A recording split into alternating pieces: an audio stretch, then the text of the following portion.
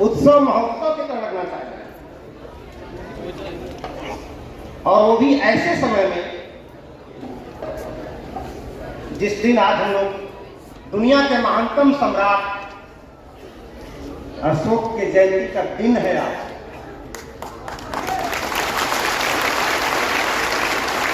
और ऐसे व्यक्ति के उपस्थिति में हम मना रहे हैं जिन्होंने सम्राट अशोक को आजादी के बाद पहली बार इतना बड़ा गौरव प्रदान किया है, राष्ट्रीय अवकाश घोषित कर।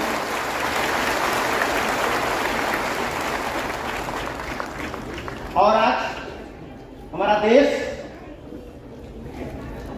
जो सोने की चिड़िया कहलाता है, देश का बच्चा बच्चा बड़े फख्र के साथ तिरंगा लेकर गाता है, झंडा ऊंचा रहे हमारा, विजयी विश्व तिरंगा प्यारा। अगर इस राष्ट्रीय ध्वज से केवल अशोक चक्र निकाल दिया जाए तो शायद यह लाइन गाने का गौरव प्राप्त नहीं होगा। अशोक चक्र तिरंगे में है, इसलिए गाना को हम गा पाते, इसलिए बड़ा ही गौरव का क्षण है।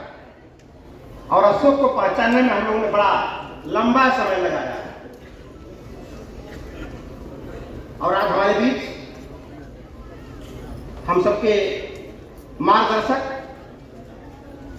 जिनको मैं व्यक्तिगत तौर पर अपना आइकॉन मानता हूं, बिहार प्रदेश के मुख्यमंत्री नीतीश कुमार जी। इनके पास जो बैलेंस है, इनके बैलेंस का मैं कायल हूं, इनके संतुलन का मैं कायल हूं। पहले बार एक ऐसे इंसान को मैंने देखा कि इनका जो भी निर्णय होता है उसमें स्वाभिमान बहुत पकड़ा होता है।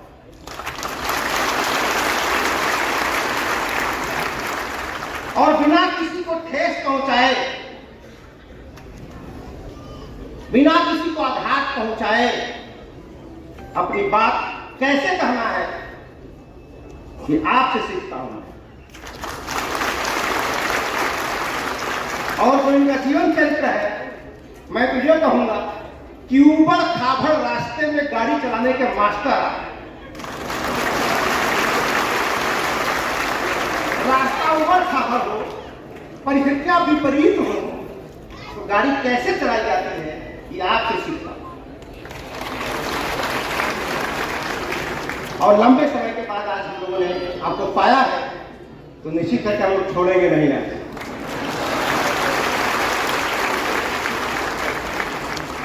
और किसी भी देश, आज हमारे बीच हम लोग के गुरु राजेंद्र प्रसाद जी, जिनसे हम बहुत सीखते हैं, जो शब्दों का पोस्टमार्टम जो होता है और पोस्टमार्टम पढ़ के जब तथ्य तक पहुंचाते हैं तो निश्चित रूप से आप श्रद्धा के पात्र बन जाते हैं। और हमारे मंच पर आप बैठे हुए हैं,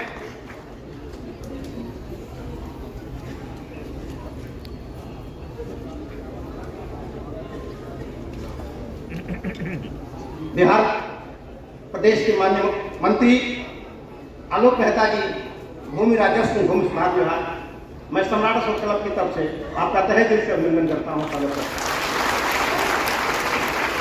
और आज मंच की अध्यक्षता कर रहे हैं डॉक्टर दिनाथ मौर्य जी, जो हम लोग के मार्गदर्शक हैं, इनके निर्देशन में हम लोग ये पूरा संगठन काम करता है। आज के इस पावन मंच पर आपका अभिनंदन, आभार व्यक्त करता हूं। आज हमारे बीच बाबू जगदेव प्रसाद जी का नाम हम लोग सुनते थे, लेकिन उनकी प्रतिनिधि के रूप में आज उनकी सुपुत्री आज हमारे बीच बैठी हुई है, मधु सिंह जी। मैं तहे दिल से मानव की तरफ आपका अभिनंदन करता हूं। हमारे महासचिव शत्रुघ्न साक्य जी, जो अनुशासन के प्रतीक माने जाते हैं, उनका अभिनंदन करता हूं, स्वागत करता हूं।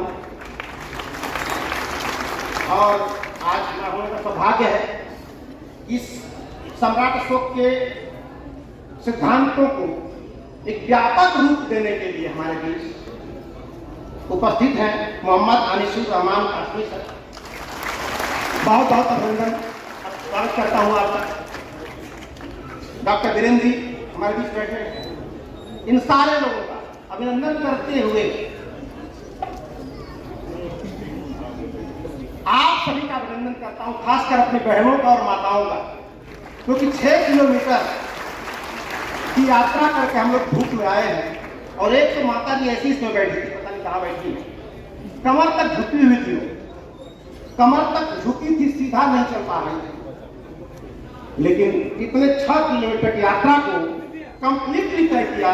जहां भी बैठी है उनका अभिनंदन करता हूँ, चाहे कहाँ बैठे आपको देख के प्रेरणा मिल रही। जब ये चल सकती है तो हम लोग क्यों नहीं चल सकते? तो मैं चाहता हूँ स्पेशल तौर पर उस माँ के लिए जहां बैठी हूँ, आप सबके लिए जोरदार ताली होनी चाहिए।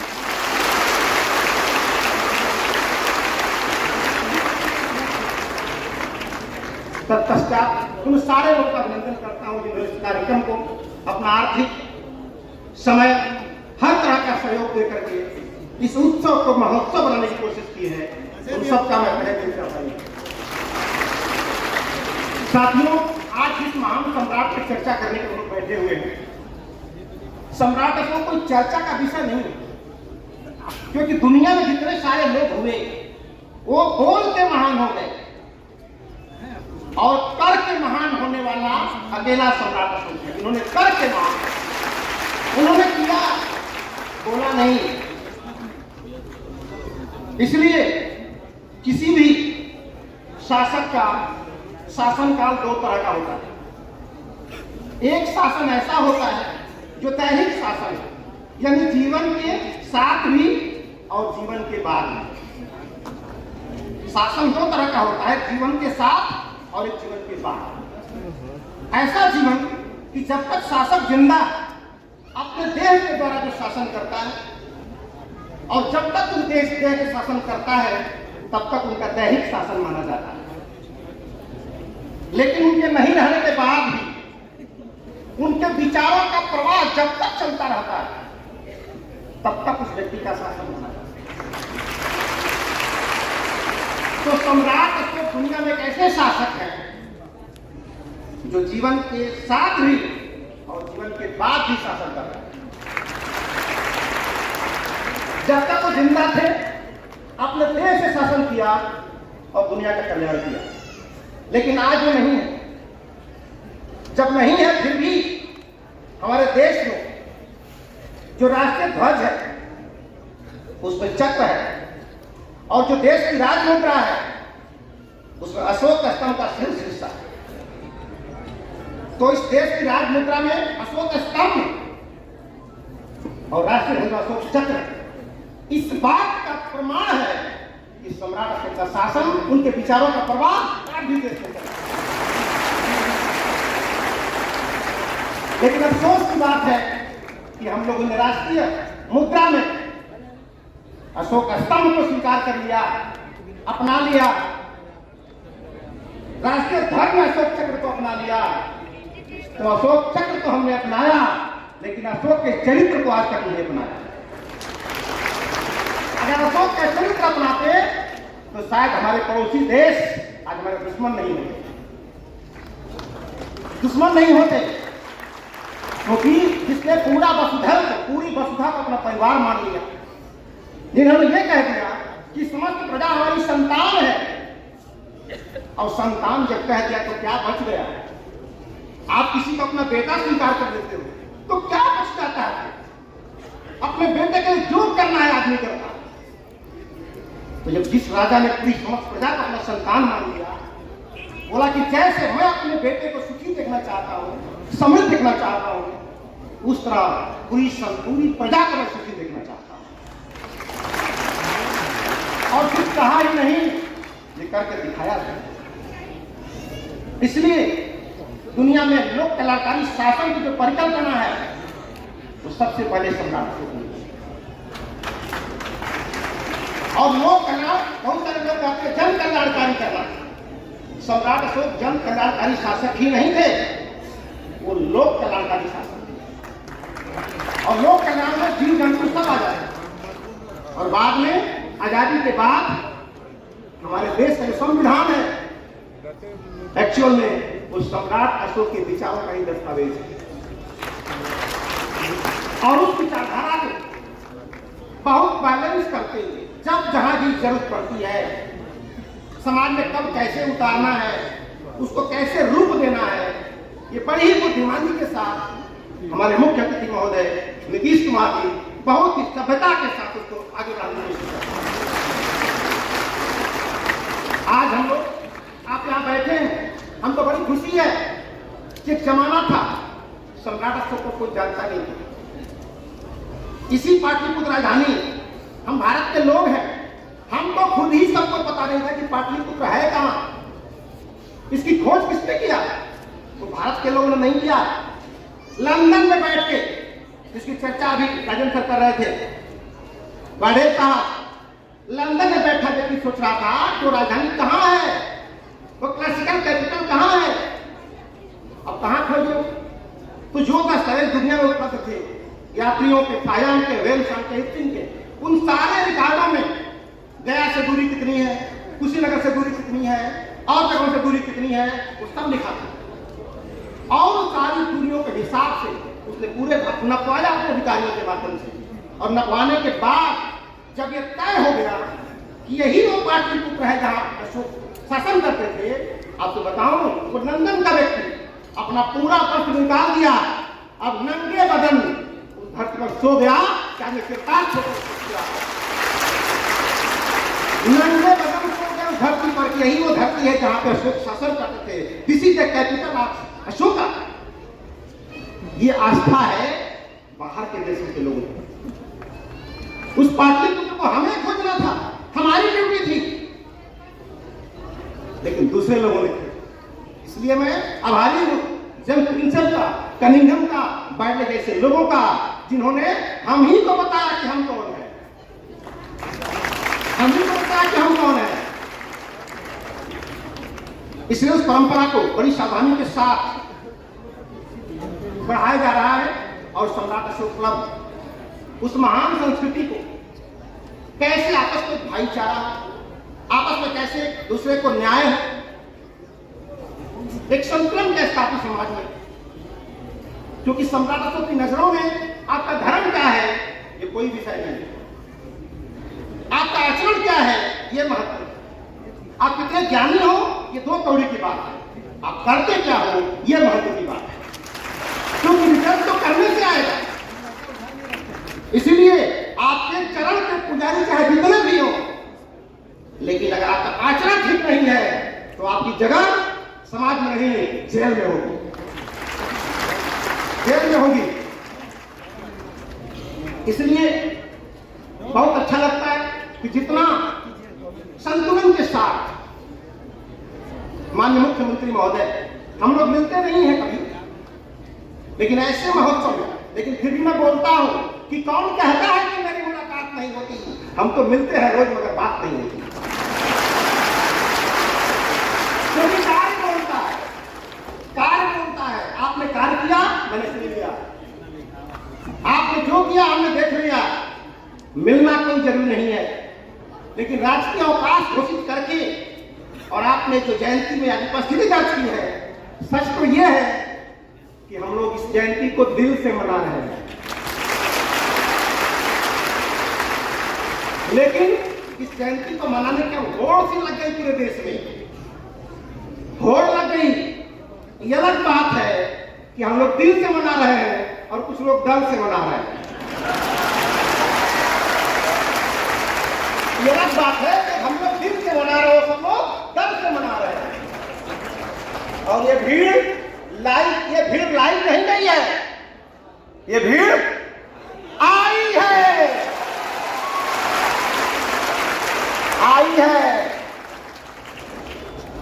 मंच कैसे बनेगा ये भीड़ की जिम्मेदारी है, और मेरी क्या है। मैं मुख्यमंत्री महोदय से विनम्रता के साथ कहना चाहता हूं कि जो भीड़ दिखाई दे रही है यही हमारी औकात है, यही हमारी ताकत है। और एक बार नदिया में आप गए थे 2 फरवरी को, आपने एक होमवर्क दिया हम लोगों को, आपको नहीं याद होगा शायद, लेकिन हम लोगों ने लिख लिया उसको इतिहास के अपनी किताब में, कि जिस तरह से सम्राट अशोक क्लब काम कर रहा है, जिस महापुरुषों को प्रेरणा का स्रोत बनाया है, उस महापुरुषों में इतनी ताकत है, उनके विचारों में ताकत है, और जिस तरह से अनुशासित तरीके सम्राट अशोक काम कर रहा है, अगर इसी तरह करता रह गया तो 60-70 साल में देश के हर गांव में पहुंच जाएगा। यह और 70 साल को हमने अपने डायरी में लिख लिया है। और आपने कहा था कि सम्राट अशोक क्लब संगठन छोटा भले हो सकता है, लेकिन इसका विचार बड़ा है। और देश में कुछ ऐसे संगठन है जिनका संगठन बड़ा हो सकता है, विचार बड़ा छोटा। आप लोगों से कहना चाहता हूं, अगर सही मार्ग पे आप हैं, आपका विचार सही है, नियत सही है, तो आज भीड़ कम रहेगी, कल भीड़ आ जाएगी। और आपका विचार गलत है तो आज आपके पास भीड़ है, कल चली जाएगी। इसलिए सम्राट अशोक जैसे आदमी को हमने पकड़ा, एक ऐसा बैलेंस। वो कहते हैं कि किसी भी धर्म का कर्मकांड का है महत्व नहीं है, उसका अनुयायी कितने हैं महत्व नहीं है, उसका दृष्टिकोण क्या है, उसकी नियत क्या है। और भारत तो सौभाग्यशाली है, जहां धर्म को फोकस कर रहे हैं, जहां अधिकारियों को हटा दिया गया है कि आप लोग बनाओ, अब अधिकारी अपना काम छोड़ के मनाया है। तो मैं ये चाहता हूं कि जिस तरह से हमारे मुख्यमंत्री महोदय ने राजकीय अवकाश घोषित कर राष्ट्रीय पर्व बना दिया है, आप लोग मेहनत करके इसको सामाजिक पर्व बना दें, सामाजिक पर्व बना दो, ताकि सरकार भूल भी जाए तो हमें नहीं भूलना है।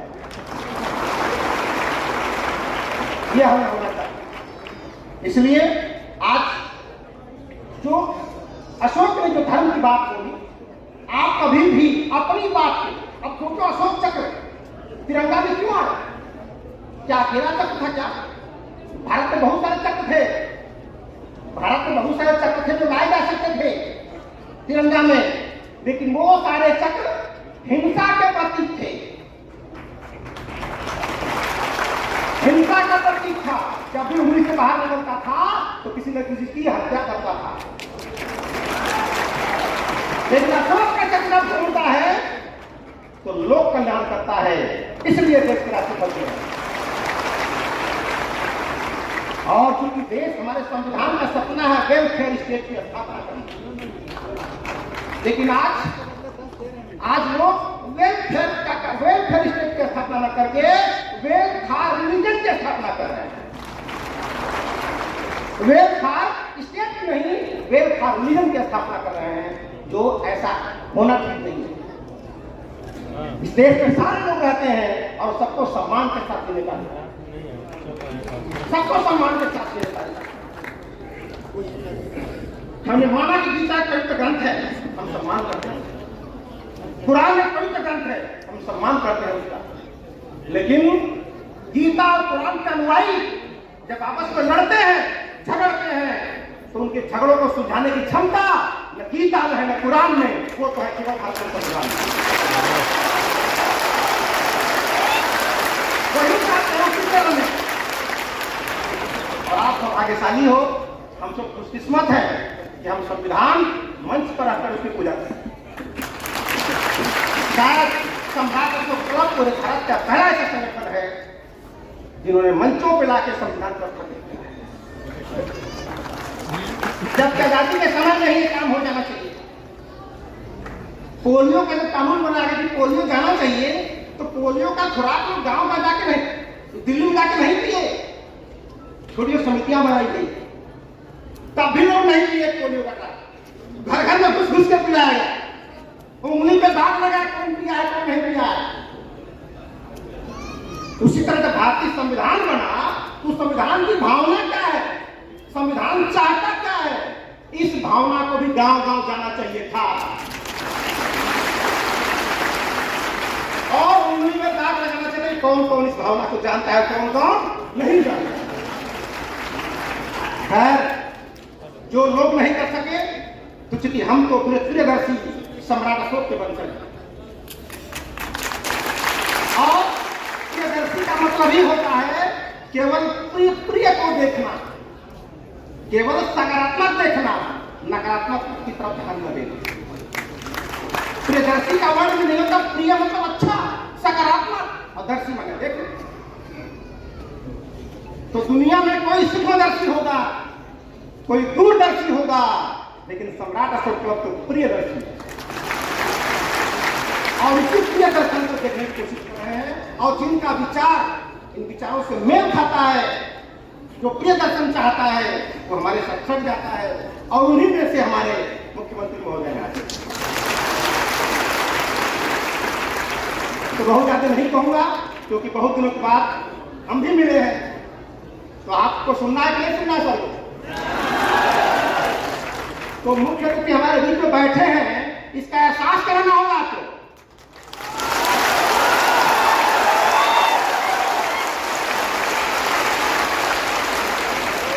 जोरदार,